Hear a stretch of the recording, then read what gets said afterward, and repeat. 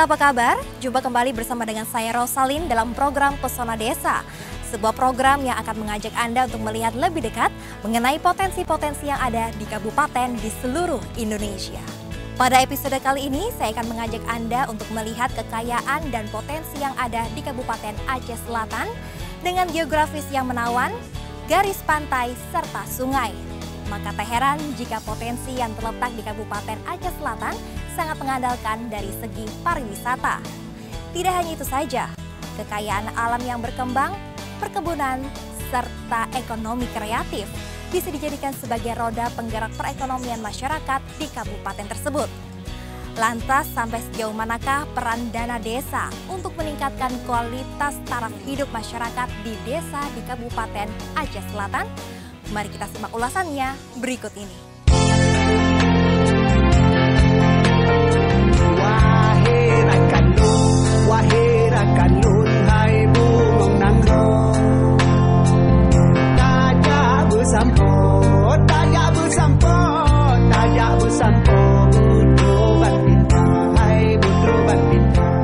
Terletak di provinsi paling barat Indonesia, Kabupaten Aceh Selatan menyimpan sejuta pesonanya. Jika dilihat secara geografis, Kabupaten Aceh Selatan sangatlah bervariasi karena terdiri dari dataran tinggi atau perbukitan serta memiliki garis pantai yang membentang kurang lebih 169 km persegi.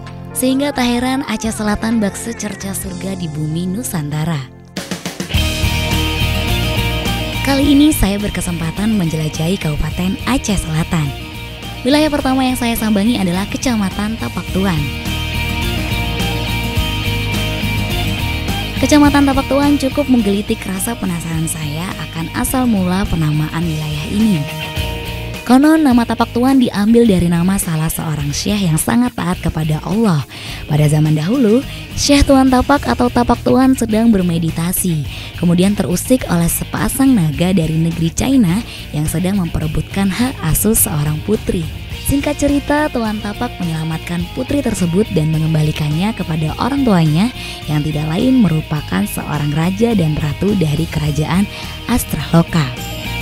Dan hingga kini masyarakat Aceh Selatan percaya bahwa jejak kaki raksasa di sebuah karang merupakan saksi pertempuran Tuan Tapak dengan naga.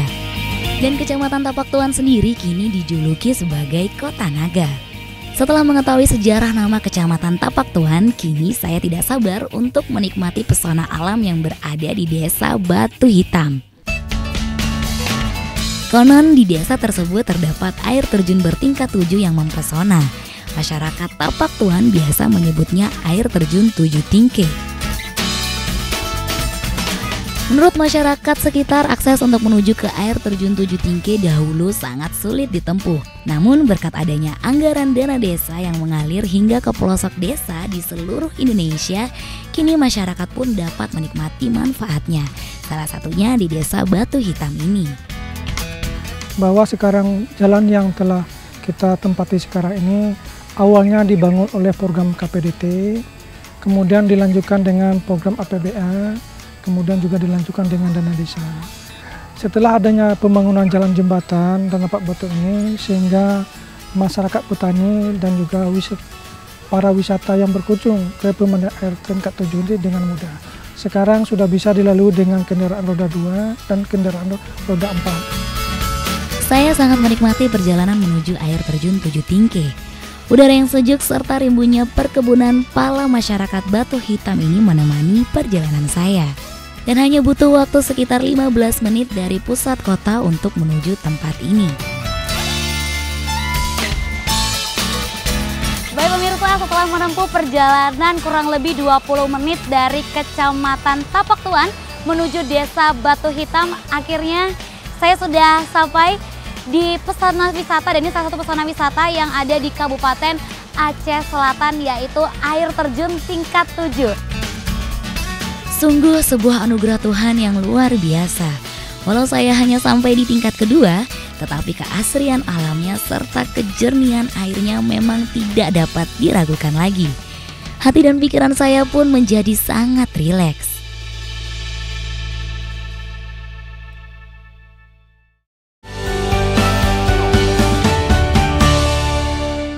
Presiden Jokowi lah, desa-desa mendapatkan dana desa langsung dari pemerintah pusat. Pembangunan infrastruktur yang padat karya itu menjadi prioritas. Ini memang hebat. Apanya yang hebat ini, Kakak? Pemerintah yang hebat.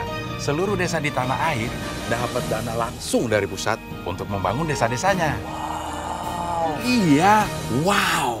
Memang wow. Karena pemerintah pusat benar-benar mewujudkan komitmennya untuk membangun Indonesia dari desa-desa. Saya punya desa di ujung Indonesia Timur sana, dia dapat itu dana desa juga, Kak? Pasti dong. Dana desa ini untuk desa di seluruh Indonesia. Wow. Jangan wow-wow aja. Action dong. Baik, Kakak. Saya sudah tidak mau lagi yang wow. Saya mau action saja. Saya mau bangun satu desa juga. Desa membangun Indonesia.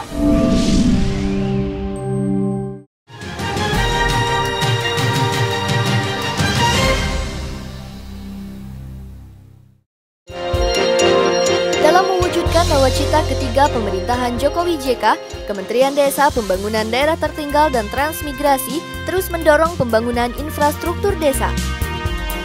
Menteri Desa, Pembangunan Daerah Tertinggal dan Transmigrasi Eko Putro Sanjoyo bersama Presiden Joko Widodo, Ibu Negara Iriana Joko Widodo, Ibu Puan Maharani Menteri Koordinator PMK, dan Sri Sultan Hamengkubuwono ke-10 Gubernur Daerah Istimewa Yogyakarta langsung ke lapangan meninjau penggunaan dana desa di Desa Sidoarum, Kecamatan Godean, Kabupaten Sleman, Daerah Istimewa Yogyakarta. Diharapkan dengan membaiknya infrastruktur desa bisa meningkatkan perekonomian dan kesejahteraan masyarakat desa.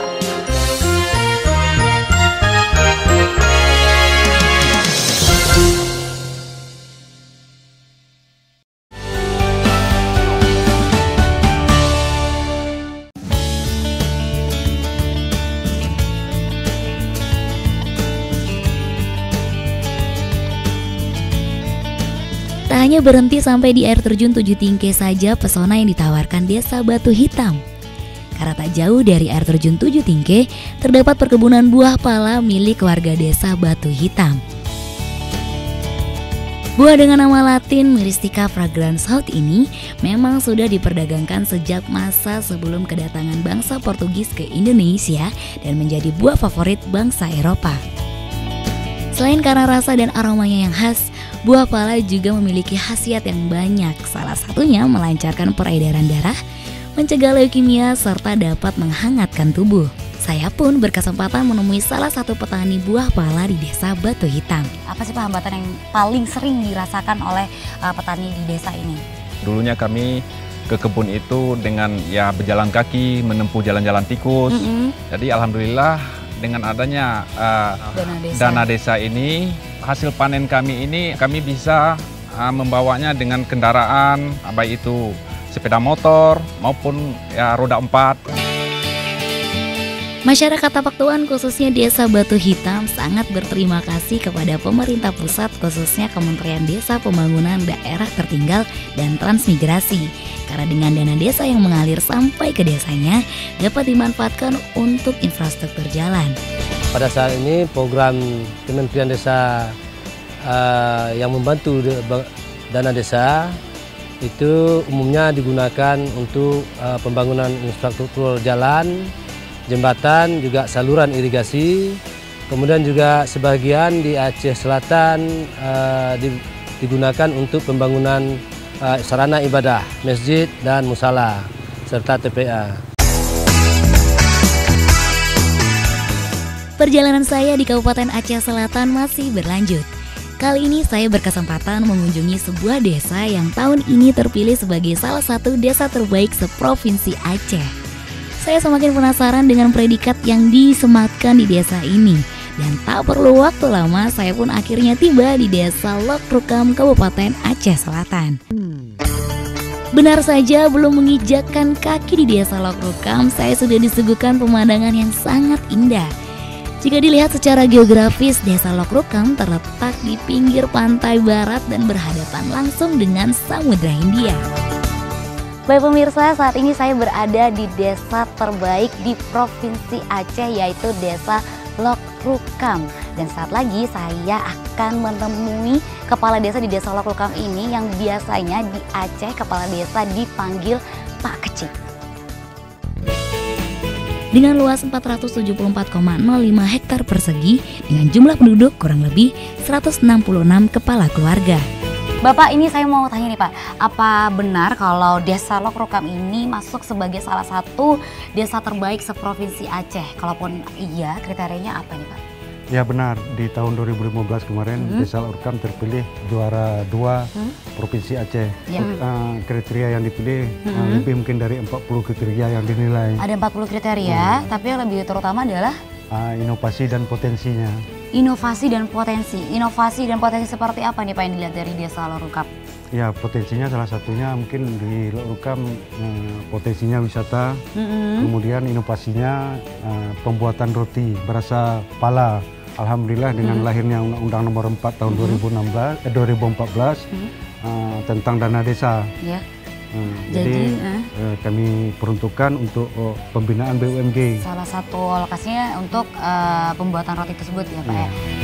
Walau mayoritas penduduk Desa Lokrukam berprofesi sebagai nelayan dan petani palawija, namun ide kreatif dari ibu-ibu rumah tangga di Desa Lokrukam patut diacungi jempol. Mereka mampu berinovasi guna membantu para suami untuk mencari tambahan penghasilan. Lewat kejelian kepala Desa Lokrukam serta kreativitas masyarakatnya, pemanfaatan dana desa dapat tepat guna. Selain di Desa Lokrukam, di beberapa desa di Kabupaten Aceh Selatan juga merasakan manfaat dari dana desa. Dan salah satunya yang menerima manfaat dana desa ada di Kecamatan Labuan Haji. Pemukiman masyarakat dan masyarakat Kampung Pasar Lama dapat memanfaatkan dana desa tersebut, yaitu untuk pembuatan kios desa. Itu hasil musyawarah kami dengan masyarakat. Tujuannya yang pertama sekali untuk mengangkat atau mengurangi pengangguran yang ada di desa kami. Masyarakat Labuan Haji memanfaatkan dana desa untuk mendirikan usaha untuk warga. Salah satunya yaitu mendirikan toko di pelabuhan.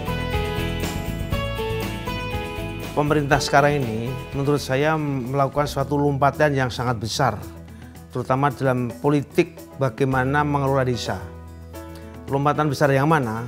Karena negara, hanya putusan politik negara ini sekarang sebetulnya yang diinginkan adalah bagaimana melunasi hutang sejarah negara kita masa lalu, ya, yang sudah memporak-porandakan tatanan desa dengan menyeragamkan desa yang heterogen itu menjadi sesuatu yang sama semua, diseragamkan semua, ada uniformitas. Nah, oleh karena itu adanya dana desa ini memang bagi saya sangat penting sekali untuk apa? Untuk bisa menstimulir bahwa ada dana dari negara yang bisa dimanfaatkan oleh desa untuk apa? Untuk membangun desa masing-masing dengan ciri khas masing-masing. Ya. Untuk itu apa yang diperlukan? Yang diperlukan menurut saya adalah bagaimana kemudian juga warga-warga desa mulai bisa dilatih atau dididik bagaimana memutuskan bersama, bagaimana mengambil keputusan bersama untuk kepentingan bersama dan untuk menentukan nasib mereka ke depan seperti apa. Tentu wujudnya bisa bermacam-macam, bisa infrastruktur, bisa kemudian juga ada misalnya mekanisasi pertanian dan lain sebagainya. Tapi intinya bahwa sekarang ini menurut saya sudah ada kebijakan yang tepat dan ada niat politik yang cukup kuat bagaimana kita sebetulnya melaksanakan kebinekaan dalam keekaan, ya, artinya di dalam keberagaman itu kita bisa bersatu, ya, dengan lebih memberikan kesempatan kepada masyarakat desa untuk menata hidupnya, menata komunitasnya sesuai dengan nilai-nilai mereka. Saya kira begitu.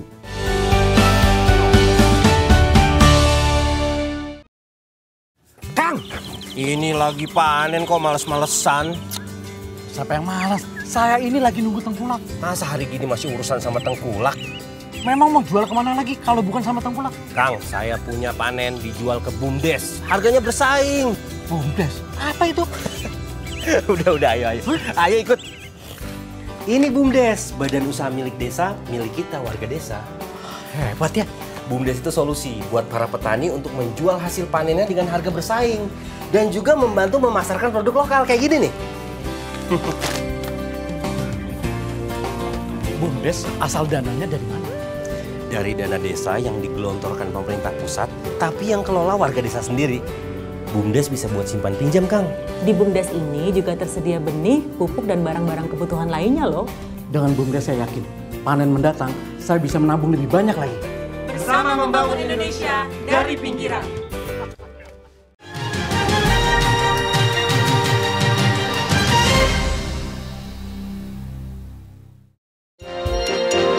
Kementerian Desa, Pembangunan Daerah Tertinggal dan Transmigrasi mendorong terbentuknya BUMDes di desa-desa yang infrastrukturnya sudah membaik. Menteri Desa, Pembangunan Daerah Tertinggal dan Transmigrasi Eko Putro Sanjoyo meninjau salah satu BUMDes yang bisa dijadikan percontohan di Desa Ponggok, Kecamatan Polaharjo, Kabupaten Klaten, Jawa Tengah. BUMDes Tirta Mandiri ini mempunyai beberapa unit usaha, antara lain minimarket, objek wisata Umbul Ponggok, dan pemancingan. BUMDes ini sukses dengan laba bersih sekitar 3 miliar per tahun. Menteri Desa, Pembangunan Daerah Tertinggal dan Transmigrasi berharap BUMDes ini menjadi motivasi dan media belajar bagi desa yang akan merintis BUMDes.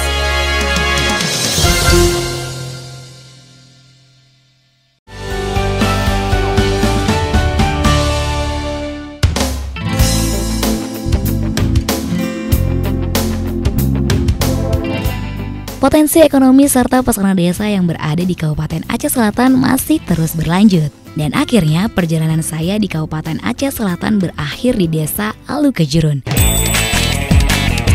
Setelah menelusuri bukit menggunakan kendaraan 4-wheel drive, saya pun tiba di pinggir Sungai Klut yang satu-satunya menjadi akses untuk menuju ke Desa Alu Kejurun. Dengan mengendarai perahu sampan, itu pun memakan waktu hingga 3 jam. Dan jangan harap kita bisa mendapatkan sinyal telepon untuk melakukan komunikasi. Wow, decak kagum saya tak henti-hentinya mengagumi keindahan alam Sungai Klut. Bagaimana tidak, di sepanjang sungai mata saya dimanjakan oleh pemandangan alam yang begitu mempesona. Sungguh suatu pengalaman yang tak terbayangkan sebelumnya. Dalam hati kecil saya berpikir, suatu saat nanti perjalanan menyusuri Sungai Klut menuju Desa Alu Kejurun ini bisa menjadi potensi wisata unggulan di Kabupaten Aceh Selatan. Wow, ini adalah pengalaman pertama saya mengarungi Sungai Klut dengan menggunakan perahu tempel dengan mesin, atau bahasa daerah di sini adalah bungki mesin. Walaupun saya harus melewati perjalanan yang cukup panjang dan juga melelahkan, tetapi semua tidak terasa karena sepanjang perjalanan mata saya dimanjakan dengan pemandangan bukit yang begitu indah. Dan setelah 3 jam saya berada di atas bungki mesin ini, akhirnya saya tiba di Dusun Sarabaru, Desa Alu Kejurun. Yuk ikuti perjalanan saya. Mayoritas masyarakat di Desa Alu Kejurun merupakan petani. Salah satu mata pencaharian penduduknya adalah membuat minyak nilam. Indonesia sendiri merupakan penghasil terbesar minyak nilam. Hampir 70% minyak nilam dunia disokong oleh Indonesia. Minyak nilam sendiri dapat dimanfaatkan untuk obat-obatan hingga membunuh serangga. Harga minyak nilam dengan kualitas tertinggi per kilogram dapat dihargai sekitar 1 juta rupiah. Namun minyak nilam yang dihasilkan oleh masyarakat Desa Alu Kejurun masih jauh dari kata modern, dan mereka masih menggunakan kayu bakar untuk menyuling minyak tersebut. Selain petani minyak nilam, masyarakat Alu Kejurun juga bermata pencaharian sebagai petani padi. Tanah yang subur serta iklim yang mendukung membuat hasil pertanian di desa terpencil ini cukup menjanjikan. Saya pun berkesempatan menemui salah satu petani padi di Desa Alu Kejurun untuk berbincang-bincang. Assalamualaikum Bapak. Waalaikumsalam. Bapak, ini boleh saya tahu dengan Bapak siapa? Nama saya Adunsa. Bapak Adunsa. Bapak Adunsa ini sedang apa ini Pak? Sedang ngusir burung. Oh, ngusir burung. Nah, ini Bapak petani di desa ini? Iya. Ini Bapak, apa ya keluh kesah yang dirasakan para petani yang di desa ini Pak? Ya, keluh kesahnya sebenarnya dulu kan. Jadi setelah 2015, jadi mungkin karena ada luncuran dana untuk desa itu, mungkin dari situ ya nampak udah ada lah sikit-sikit.